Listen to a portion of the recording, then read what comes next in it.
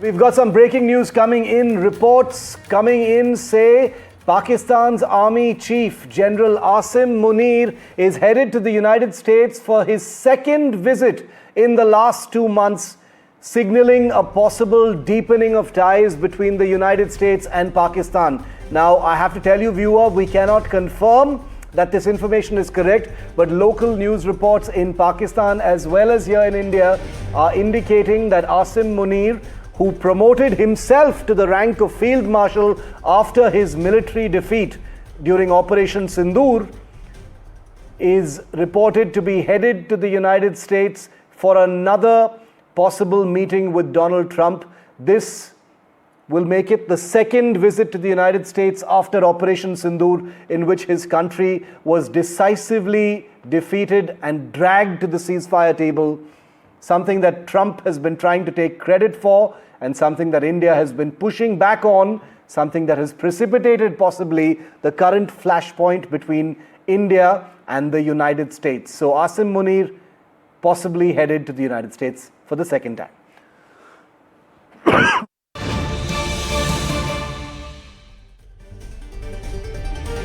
And more breaking news coming in on the back of Donald Trump's big tariff bombshells on India. Former UK Prime Minister Boris Johnson, the very high-profile Boris Johnson, has also joined the fight to slam India over Russian oil imports. Boris Johnson, who has previously shared a very close relationship with India and with Prime Minister Modi, has actually supported Trump's tariff tirade. He says, finally, someone like Trump with spine is punishing those who are funding the Russian war machine. He says, when will Britain and Europe do the same? He has mentioned India by name and said that Trump has done the right thing. The duplicity of the Conservatives in Britain on full display, with the shameless Boris Johnson refusing to call out British and European duplicity and hypocrisy, and refusing to acknowledge the hypocrisy of the United States that has not sanctioned the European Union for buying vastly more quantities of Russian oil. And all of this, of course, predicated on a stunning move that has made the prime time breaking news this evening. US President Donald Trump announcing a 50% tariff on Indian exports to the United States, the highest tariffs imposed on any country in Asia. Trump has accused India of fueling the Russian war machine, a direct reference to India's decision to continue importing discounted Russian crude oil despite Western sanctions. And now that foreign policy has been met with what can only be described as an economic punishment from Washington. But India has stood its ground, Delhi says. Trump's tariff decision is unreasonable and unjustified. India has also promised it will act and take all necessary actions to protect its national interests. The US decision to impose 50% tariffs on India would come as a shock at certain levels, but the key question is whether the 21-day period which exists before this is actually implemented is going to be a period within which there is some compromise, some negotiation which happens between both sides. Remember, it's not so much the issue of tariffs which India and the United States were negotiating which is troubling New Delhi. It's the additional sanctions of 25% because of India's continued import of Russian oil that New Delhi would deem completely unacceptable. We're a large country. We've stated this repeatedly. We have energy requirements and there are incredible double standards, which was made clear in the last statement of the External Affairs Ministry. Double standards why? The US continues to import key items from Russia. Europe depends to a large extent, or significant extent I should mention, for its energy requirements on Russia. Therefore, why is this double standard as far as India is concerned? But the relationship between India and the US is still too large. It's a very, very deep strategic relationship. And I think that there is the expectation that nothing in terms of the broader relationship is going to be put away, no matter how much of a crisis this may be. And I use that word deliberately. It is a bit of a crisis as far as the overall relationship is concerned. What I do believe this will result in is a significant trust deficit between Washington and New Delhi developing. Delhi would never have expected America to do something like this. There was always a sense that despite differences, they were working towards a trade deal. But all of a sudden, this entire oil import situation comes in. New Delhi has stated our position position very, very clearly. There are clear double standards which exist between the West and India on this issue. And if you've got a partner as important as the United States imposing sanctions at 50% equal to Brazil upon India, possibly the highest sanctions in Asia, then that's deeply problematic indeed. In Haifa, with Xavier Thomas, Vishnu Shom for NDTV. Well, it was threatened and now it's happened. An additional 25% duty placed on India, all because of buying Russian energy. It now means that one of the United States' major allies and one of its major trading partners will have a total duty of 50% placed on goods that are leaving India and entering here, the United States. Already there was that 25% base rate placed on India. That was set last week by the US president. But Donald Trump had also warned that any country buying Russian energy would face an additional penalty. We've known about that for the last couple of weeks, but those threats against India have increased during the course of this week, and now all of it has come to pass with this announcement from the White House. And all of it follows US Special Envoy Steve Witkoff's meetings this Wednesday in Moscow with Russian President Vladimir Putin. Now, the aim of that meeting was to try and achieve a ceasefire in Russia's war in Ukraine. The US president had given Vladimir Putin a deadline of this Friday to achieve a ceasefire. No ceasefire for Russia would have mean Donald Trump imposing a 100% tariff on Russia. But he'd also warned that there would be secondary tariffs or penalties put in place against any country that was buying Russian energy. And remember, India buys both Russian energy and military equipment, both of which have angered Donald Trump. He has said that he has now received, in theory from Steve Witkoff, what he calls additional information. That information being that the government of India is currently directly or indirectly importing Russian Federation oil. Donald Trump says that this additional 25% penalty will come into effect 21 days after the date of this order that has just been published, so 3 weeks from now. Of course, all of this calls into question the nature of the US-India relationship, not just when it comes to trade. The two countries are considered strong allies. They have security partnerships, including the Quad grouping with Japan and Australia, all of that aimed at trying to push back against China's dominance. And remember, Prime Minister Modi was here in Washington just a few months ago, back in February, one of the first leaders to visit the White House when Donald Trump returned to the Oval Office. These latest actions, though, from the US president make it unclear when another sit-down meeting may happen between the two leaders, these tariffs really becoming a barrier to close relations anytime soon. Nick Harper, NDTV, Washington. And don't forget the Uttarkashi disaster that we continue to keep our eyes on. We have a big update coming up on the other side. 5 lives have been lost, but that number is almost certain to go up as the devastation at the Dharali village in Uttarakhand becomes clearer. Full report. And, which is very difficult to cross at this moment. The entire highway.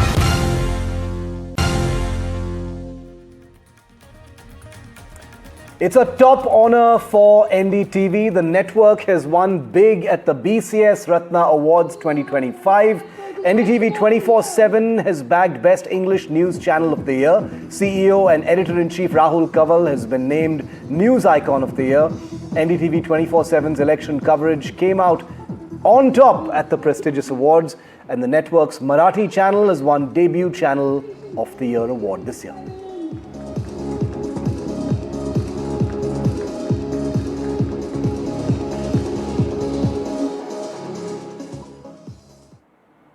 Five lives have been lost and several still missing in the Uttarkashi cloudburst tragedy. Among those missing, 9 Indian Army soldiers said to be still untraceable. Heavy damage and more casualties reported from Uttarakhand's Pauri district amid heavy rain, according to Chief Minister Pushkar Singh Dhami. NDTV's Ankit Tyagi is on ground zero, and he sent us this report stitched over 24 hours reporting from the epicenter of this tragedy.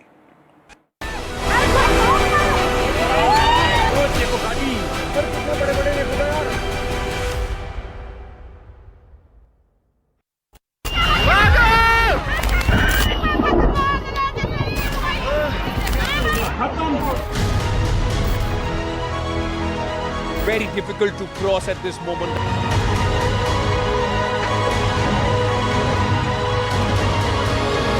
That is creating a massive challenge for the rescuers.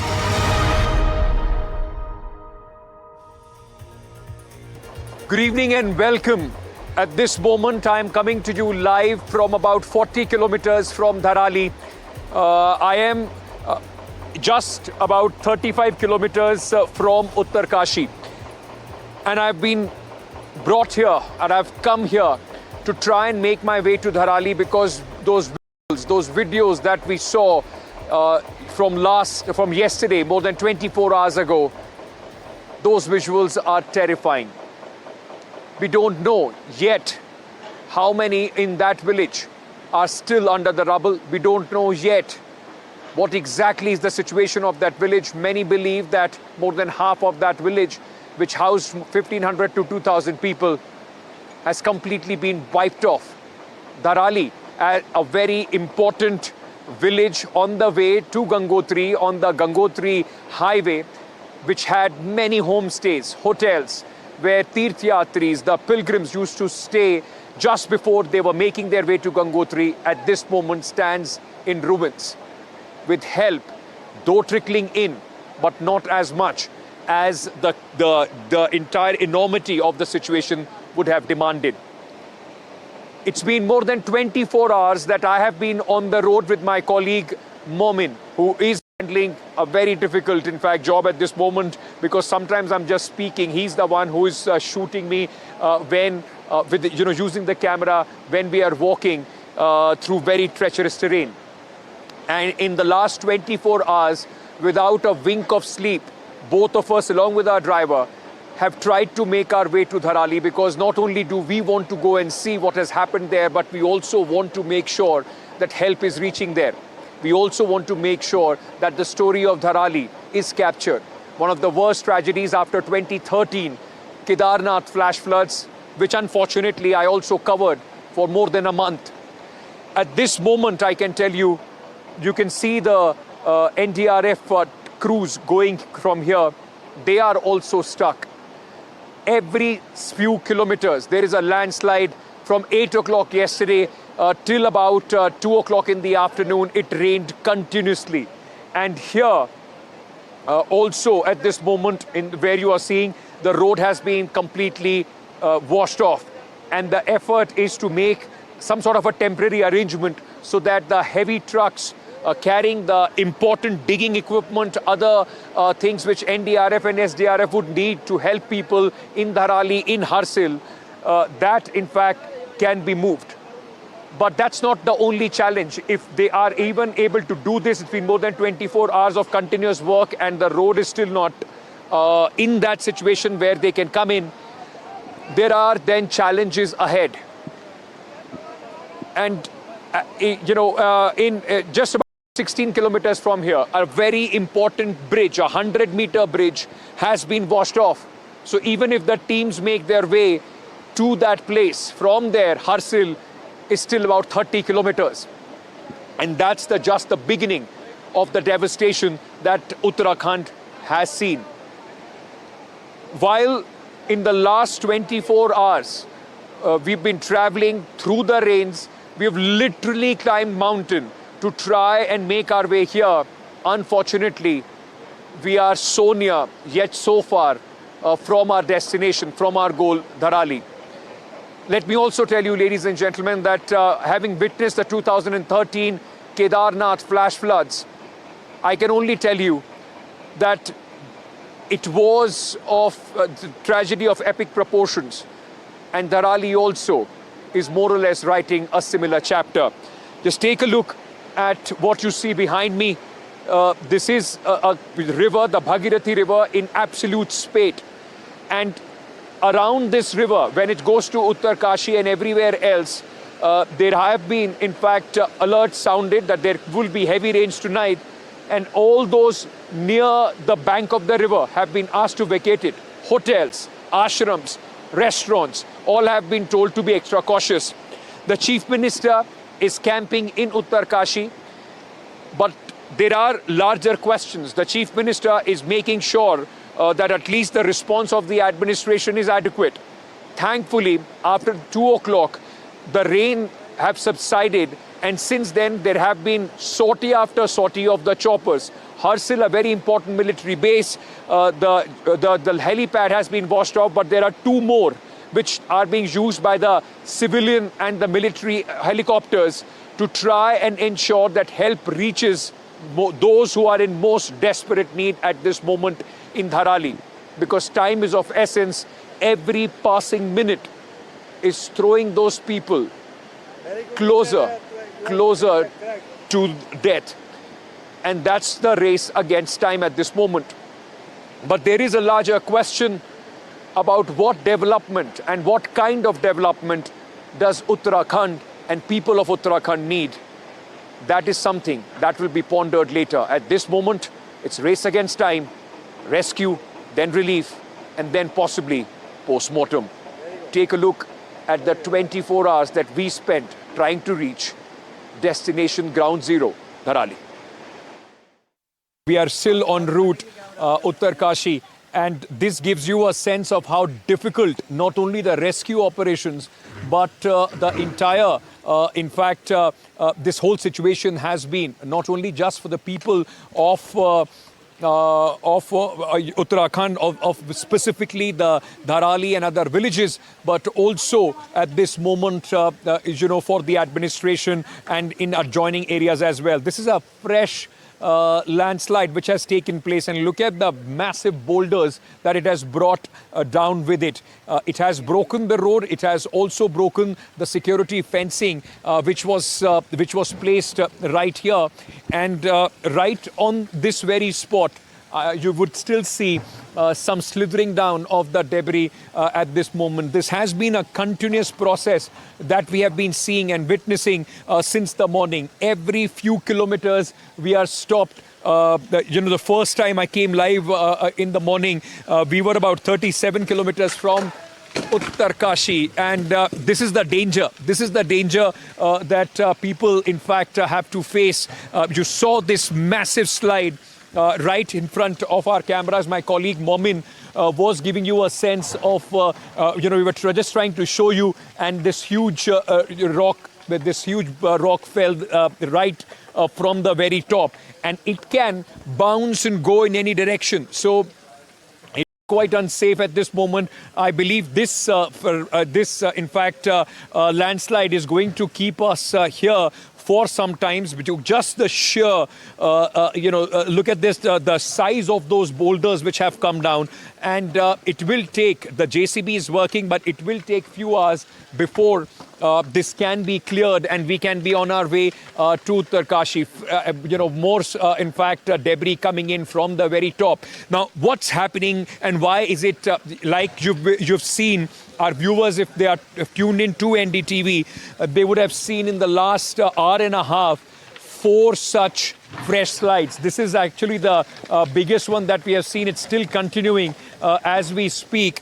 And the problem is that since yesterday, it has been continuous rainfall. So what the rainfall does is it seeps into the soil, brings down the trees from the top, and along with it, the whole portion of this mountain with these huge boulders comes crushing down. That's the river Bhagirathi in full spate as well. And it is just about, now we are just about 31 kilometers, just about 31, 32 kilometers from Uttarkashi. We are trying to make our way to Uttarkashi, and from there to Batwari, which we have been told is the last place where it is accessible by the road, because the road post that has completely caved in. And there is no way that people can make their way from there on. Literally is the end of the road. It's as is difficult to cross over because of the road which has been washed off. So people are taking this route, climbing up the mountain and then climbing down. It was difficult for me to, carry a bag and the live unit and come down. This man is carrying the most precious thing that he has, his own child, a little baby here. आप कहाँ से आ रहे हो इतने मुश्किल रास्ते से? ऊपर से आगे से आ रहा हूँ। क्या कौन से गांव से? अभी उत्तरकाशी से आ रहा हूँ, इधर जाना है बारसू आगे। बारसू जाना है? उत्तरकाशी से पैदल आ रहे हो? नहीं नहीं, बीच बीच में जहाँ पे गाड़ी में जा रही है उसके बाद फिर वहाँ से पैदल निकल के आप इतने छोटे से बच्चे को लेके आ रहे हो, मतलब ये इतना मुझे डर लग रहा था नीचे आने में कि मैं गिर जाऊंगा, आपको डर नहीं लग रहा था इसको बच्चे को लेके आने में? नहीं नहीं, ऐसा कुछ नहीं है। वो सब हो जाता है। आपका बेबी है कितना में छोटा है ये? 4 दिन का है। 4 दिन का बेबी है? अभी 4 दिन पहले हुए है? इसकी मदर है। बहुत बहुत बधाई आप दोनों को। आपको so this is the father, this is the mother, आप दादी हैं? दादी। तो इतना मुश्किल हो रहा है सड़क बहने से आप लोगों क्या को? करना बेटा, बहुत दिक्कत हो रखा। डर नहीं लगा इतने छोटे से बच्चे को ऊपर से लेके ना आने? डर लगे तो घर तो पहुंचना है। हॉस्पिटल में थे आप लोग? जी। उत्तरकाशी जिला हॉस्पिटल में, तो वहाँ से आप लोग आ रहे हो? हाँ। नाम सोचा है आपने? बेटा है बेटी है? लड़का है, लड़का नाता है, नाती। नाती? अच्छा, नानी हो आप इसकी? नहीं, दादी। दादी हो? दादी। पोता है आपका? पोता है। तो नाम सोचा है आपने? अभी तो हमारे यहाँ 21 दिन बाद नामकरण होता है। 21 दिन बाद नामकरण होता है। बहुत बहुत बधाई आप लोगों को, जल्दी सड़क बन जाए, आपके बेटे को दोबारा से ये परेशानी ना झेलनी पड़े। थैंक यू सो मच, बहुत बहुत शुक्रिया। It's I have some chocolates, but this kid is too little to get some chocolates. But fascinating how things are. At one end, there is death, devastation, desperation, and look how life works. On one hand, as I said, death, and on the other, this little life has just come 4 days back. And, the road has been washed off. His parents and grandmother bringing him all the way across this mountain. It's fascinating what you find when you try and cover, or you come to cover these kind of things. I mean, Momin and I were struggling to walk down with our equipment, and that man had his most precious thing bundled up in his hands and just walking across that mountain. Hats off to the spirit of these people. Anyway, let's move on. This milky white stream flowing in full force could be a setting for a romantic scene in a Bollywood movie. But the real picture here, about 16 kilometers from Gangnani in Uttarkashi, is very dramatically different. It's the picture of devastation. It is also the picture of why the full force of the rescue operation has not been able to, in fact, reach the village in Harsil, the Dharali village, where the flash flood created massive destruction. This is exactly on the highway, on the Gangotri highway, the place where a 100-meter bridge was essential for any movement further towards Harsil and then to the main spot, the ground zero of the flash flood, which created havoc. But at this moment, this bridge yesterday, because of the incessant rainfall and the flash floods that came, this bridge has been washed off. I mean, when you look over the edge, there it gives you an eerie feeling. And this is the reason why, after many hours of trying to, in fact, create some sort of a temporary structure, the NDRF teams have failed to create anything that would, in fact, get them on the other side. Now, how has this impacted this entire operation? Well, the roads are washed off at several places, as we have been seeing or have been showing to you throughout. But because of this bridge and the inability, because there is nothing, the NDRF came, they broke and cleared the debris from here. But the problem is that there is no way they can make a makeshift bridge at this moment. And because this makeshift bridge cannot be made, even if they connect all the other points, heavy equipment like the earth-moving equipment, the cutters and the diggers, all those things cannot move across, and they can't go towards the Dharali village, where this would be the most essential thing in the life-saving operation. The road is cut off, the bridge is washed off, and on the other side, though at least from here you can see few stretch of the road for few kilometers absolutely okay, but this road is waiting for the heavy movers to roll in and so that they can reach the Dharali village.